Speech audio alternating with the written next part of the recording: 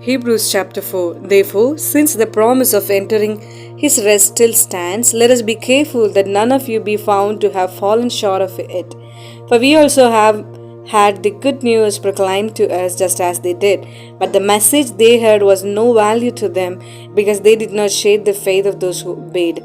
Now we who have believed entered that rest, just as God has said, so I declare on oath in my anger, they shall never enter my rest. And yet his work have been finished since the creation of the world. For somewhere he has spoken about the seventh day in these words, on the seventh day God rested from all his works. And again in the passage above he says, they shall never enter my rest.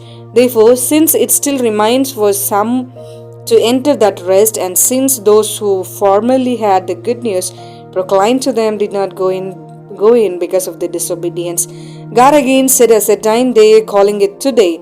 This he did when a long time later he spoke through David, as in the passage already quoted, today if you hear his voice and do not harden your hearts. For if Joshua had given them rest, God would not have spoken later about another day. There remains then a Sabbath rest for the people of God.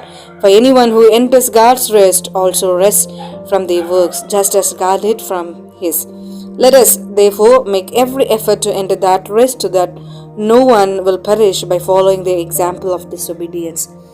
For the word of God is alive and active, sharper than any double-edged sword. It penetrates even to dividing soul and spirit, joints and marrow. It judges the thoughts and attitudes of the heart. Nothing in all creations is hidden from God's sight.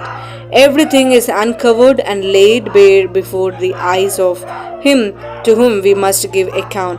Therefore, since we have a great high priest who has ascended into heaven, Jesus, the Son of God, let us hold firmly to the faith we profess. For we do not have a high priest who is unable to empathize with our weaknesses, but we have one who has been tempted in every way, just as we are, yet he did not sin. Let us then approach God's throne of grace with confidence, so that we may receive mercy and find grace to help us in our time of need.